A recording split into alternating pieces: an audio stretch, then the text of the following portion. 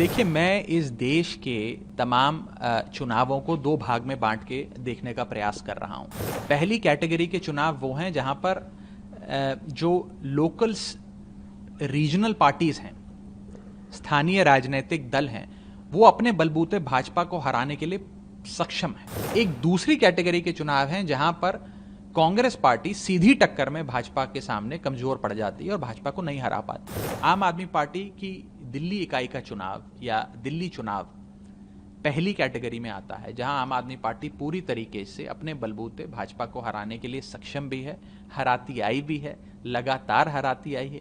मुझे लगता नहीं कि दिल्ली में गठबंधन की कोई आवश्यकता आम आदमी पार्टी को है भाजपा को हराने के लिए। तो इन दो कैटेगरीज में अगर हम बांट कर देखें तो पहली कैटेगरी में आम आदमी पार्टी का दिल्ली का चुनाव फॉल करता है, ना कि दूसरी कैटेगरी में। देखिए, मैं इस देश के तमाम चुनावों को दो भाग में बांट के देखने का प्रयास कर रहा हूं।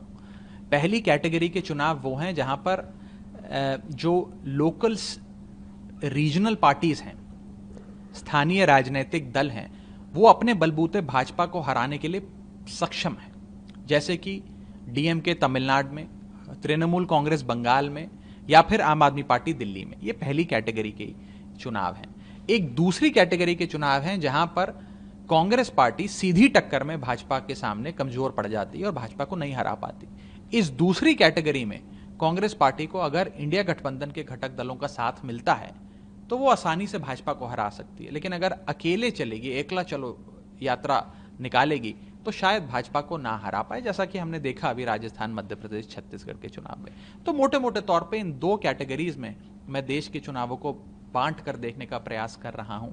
आम आदमी पार्टी की दिल्ली इकाई का चुनाव या दिल्ली चुनाव पहली कैटेगरी में आता है, जहां आम आदमी पार्टी पूरी तरीके से अपने बलबूते भाजपा को हराने के लिए सक्षम भी है, हराती आई भी है, लगातार हराती आई है। तो मुझे लगता नहीं कि आम आदमी पार्टी को दिल्ली में किसी सहयोग की या साथी की आवश्यकता है। 3 बार लगातार दिल्ली में चुनाव हुए और तीनों बार भाजपा को मात देके आम आदमी पार्टी ने सरकार बनाई। 2015 और 2020 में आजाद भारत के इतिहास की सबसे बड़े जनादेश की सरकार अरविंद केजरीवाल और आम आदमी पार्टी ने दिल्ली में बनाई। तो मुझे लगता नहीं कि दिल्ली में गठबंधन की कोई आवश्यकता आम आदमी पार्टी को है भाजपा को हराने के लिए। तो इन दो कैटेगरीज में अगर हम बांट कर देखें तो पहली कैटेगरी में आम आदमी पार्टी का दिल्ली का चुनाव फॉल करता है, ना कि दूसरी कैटेगरी में।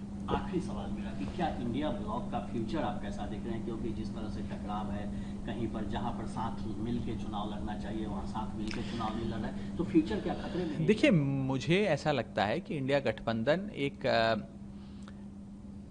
बहुत ही ऊर्जा से और सद्भाव के वातावरण में बनाया गया गठबंधन है।